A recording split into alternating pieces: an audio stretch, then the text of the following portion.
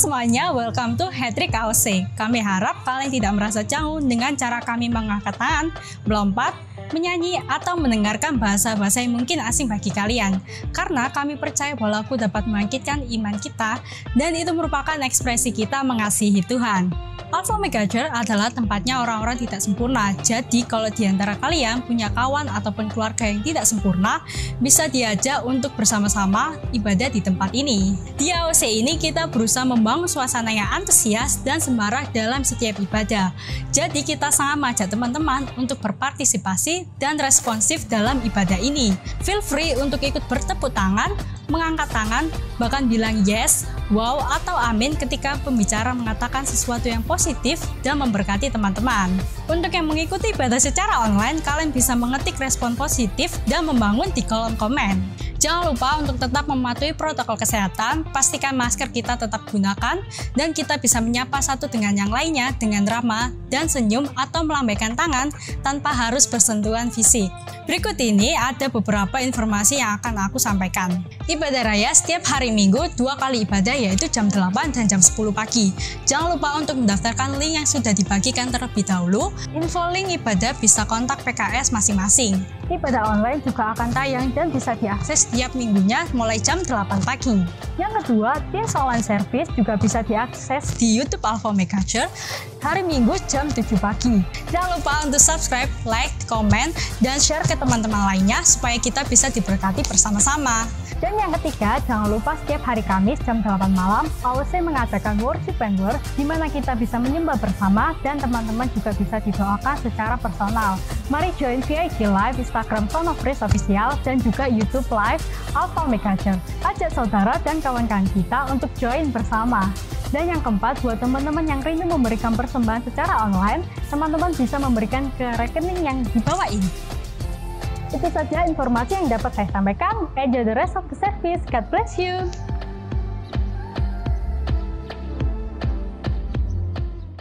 Hello semuanya, welcome back here in Teens Online Service kita. Terus ikutin setiap minggunya, serialnya bakal benar-benar menarik dan juga inspiring banget. Oke, nah hari ini judulnya adalah bagaimana kita menemukan solusi. Nah, setiap kita kan semua maunya selalu mengenai solusi, ya kan? Karena setiap kita nggak terlepas dari problem atau challenge, ya nggak sih? Nah, makanya kita semua pasti butuh yang namanya solusi. Nah, siapa sih di tempat ini yang nggak butuh solusi? Kayaknya pasti semuanya butuh, ya kan? Yang setuju katakan yes. Nah, arise and shine itu baik, tapi zaman sekarang itu apa sih yang buat kita justru bisa arise and shine? Maksudnya get up from your problem. Kayak berdiri gitu kalau kita lagi jatuh. Nah, apa kira-kira yang membuat solusi dan apa yang kira-kira kita bisa buat waktu kita itu merasa lemah, jatuh? Apa yang membuat kita bisa bangkit nih? Nah, pembuat solusi itu selalu akan dicari orang. Mari sama-sama katakan 2, 3. Pembuat solusi akan selalu dicari orang. Nah, contohnya nih, kalau kita punya AC di rumah, atau punya kipas angin, ataupun handphone, pasti kita akhirnya cari apa? Tukang reparasi, betul nggak? Kalau AC-nya rusak, akan cari tukang AC. Ya kan? Gimana pun mereka mau kerjain, mau perbaikin, kayaknya kita kayak rada bener-bener percaya sama mereka ya. Gimana pun lah, pokoknya apapun caranya, pokoknya bisa nyala nih AC gitu. Apapun kepercayaannya. Nah, kalau mobil rusak, kita perginya kemana? Bengkel mobil. Apapun kepercayaan montirnya, pokoknya kita taunya maunya beres, ya kan? Kita selalu mau solusi. Nah, jadi buat kita pembuat solusi itu harus tahu nih, paham bahwa selalu dicari orang. Mari sama-sama katakan dicari orang. 2, 3, dicari orang. So, arise and shine lewat pembuat solusi, bukan membuat masalah. Nah, ini adalah salah satu yang benar-benar harus kita highlight, tanda seru nih. Kita pembuat solusi, bukan pembuat masalah. Nah, misalnya kalau di gereja ini, kita kan lihat banyak kreativitas ya, karena ada banyak departemen, banyak area yang semuanya ada orang-orang yang melayani di tempat itu. Nah, kadang juga tetapi kreativitas itu bisa mampet. Ya, sebagai anak Tuhan kita bisa doa, minta sama Tuhan, tetapi kita juga tahu bahwa Tuhan itu dengan lewat kita doa, Tuhan kasih kita itu hikmat. Dan bagaimana otak kita itu bisa masuk ke sebuah proses yang menemukan solusi bersama Tuhan. Nah, siapa di tempat ini yang mau belajar buat solusi? Siapa di tempat ini yang mau jadi pembuat solusi? Pasti setiap kita kepinginnya seperti itu, ya kan? Nah, dalam 2 Timotius 3 ayat yang ke-16 sampai 17 mengatakan segala tulisan yang diilhamkan Allah memang bermanfaat untuk mengajar, untuk menyatakan kesalahan, untuk memperbaiki kelakuan, dan untuk mendidik orang dalam kebenaran. Nah, perhatikan kata mengajar, menyatakan, memperbaiki, dan juga mendidik. Bukannya semuanya ini berbicara dari problem.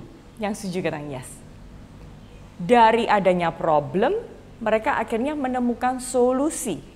Nah, jadi langkah praktis untuk jadi pembuat solusi gimana nih? Ada sebuah ilmu yang bisa membantu kita. Sekali lagi, ini ilmu diciptakan oleh Bloom Taxonomy. Namanya adalah analytical thinking, berpikir secara analisa. Bagaimana juga mengajak kita semua untuk menganalisa sebuah problem hingga menemukan solusi.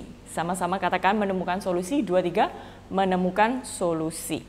Nah, picture analytical think cycle ini yaitu waktu kita punya problem, which is semua kita ternyata punya.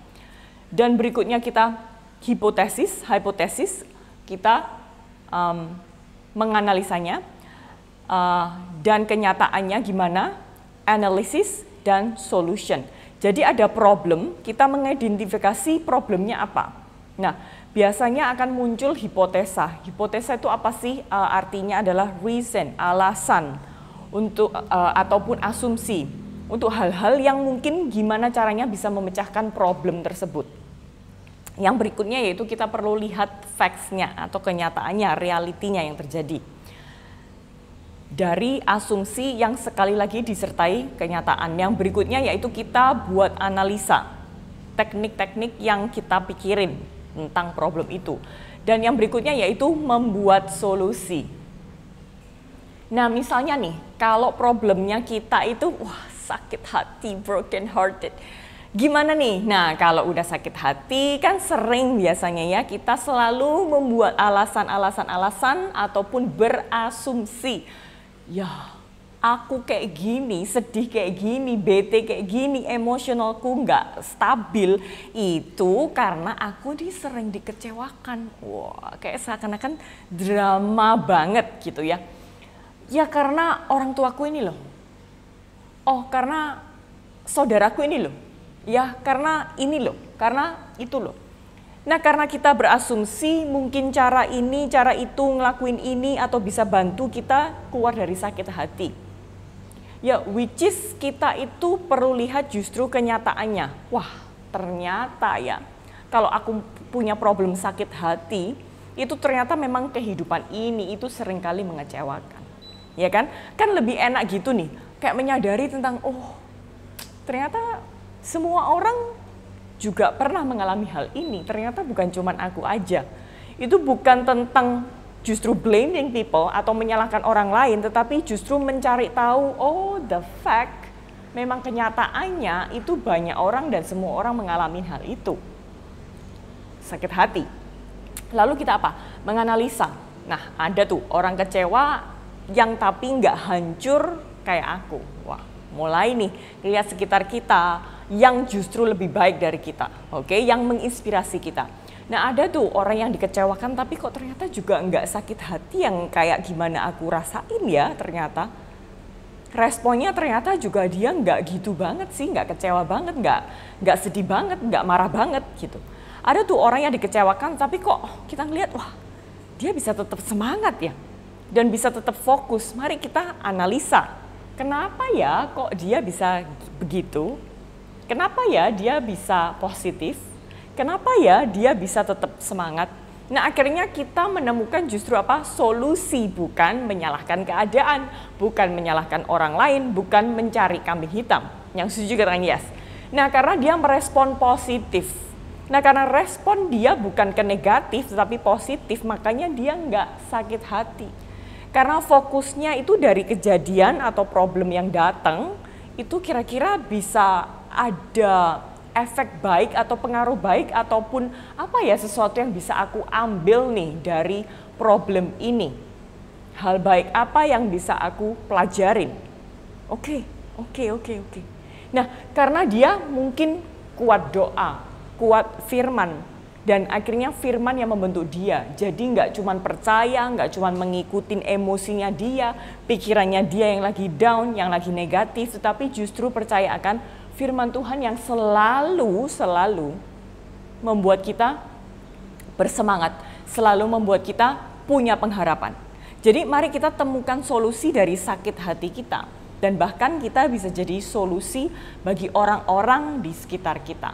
Misalnya kalau kita saat ini ada di fase yaitu sekolah. Oke, problem saya mungkin aku tuh susah banget kalau aku nih harus belajar, kayak susah banget untuk aku fokus. Oke, hipotesanya, alasannya adalah sekali lagi mungkin kita juga perlu pikirkan asumsinya, oh gurunya kayaknya kurang fun misalnya. Teman-temannya nggak fun atau biasanya alasannya sering nyala-nyalain orang, ya kan? Tapi mari kita coba lihat kenyataannya, faktanya. Oh, ternyata emang yang namanya manusia itu gampang banget teralihkan. Semua orang itu bisa distracted, semua orang itu gampang untuk lose fokusnya. Fokusnya bisa gampang banget untuk teralihkan, untuk nggak fokus, itu realita yang terjadi. Oke, dianalisa. Kenapa kok aku ini susah belajar? Apa yang paling ganggu sih dari fokus atau atensiku? Apa godaan terbesar buat setiap kita? Personality atau kepribadian kita tuh kayak gimana sih? Mungkin cara belajarnya, coba aku pikir gimana ya aku cara belajarnya selama ini. Terus kita temukan apa? Solusi. Dan yang paling ganggu, kamu harus singkirkan. Godaan terbesar dieliminasi selama kita belajar. Personality kita ternyata nggak bisa belajar mungkin sambil ngobrol, sambil mungkin ada suara yang mengganggu. Wah, ternyata berarti aku harus lebih disiplin nih dalam belajar. Oh, ternyata kita itu mungkin menyadari bahwa oh aku ini lebih bisa kalau belajar dengan mendengarkan atau pakai suara daripada aku membaca misalnya.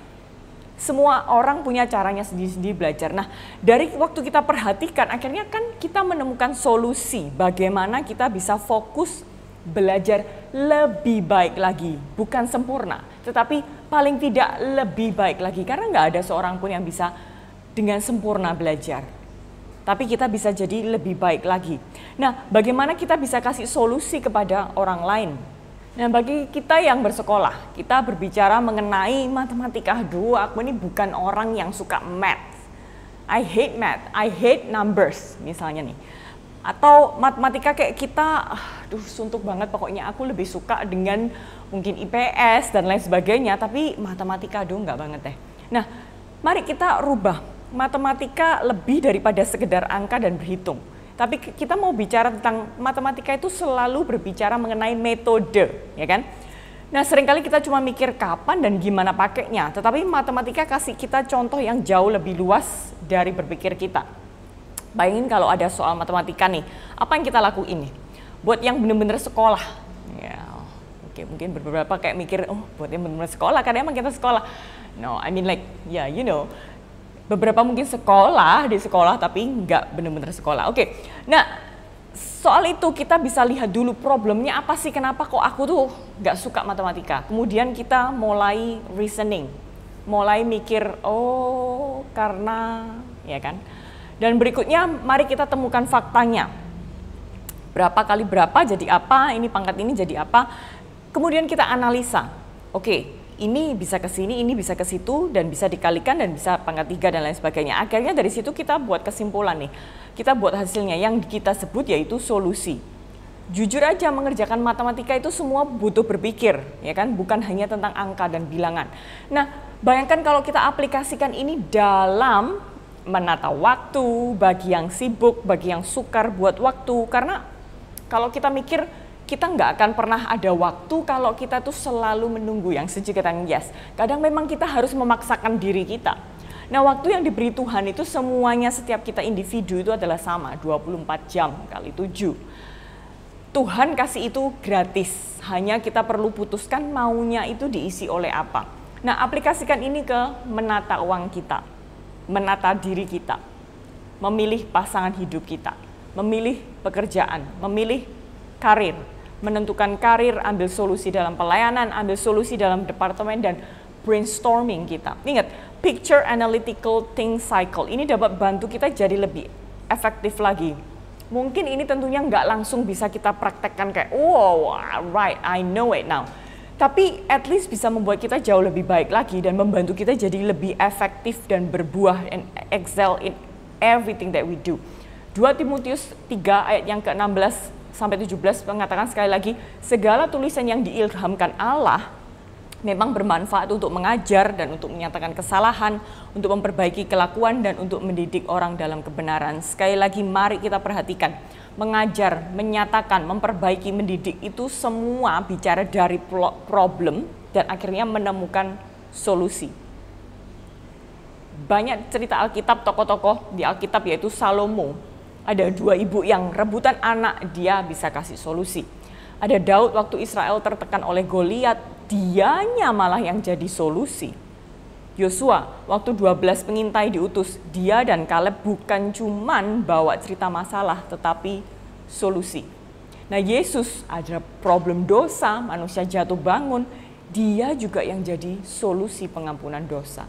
So you will arise and shine waktu jadi pembawa solusi, bukan pembawa masalah. So what can we do? Apa yang bisa kita lakukan ini? Mari kita langsung aja coba. Mari sama-sama kita ucapkan 2, 3. Langsung dicoba.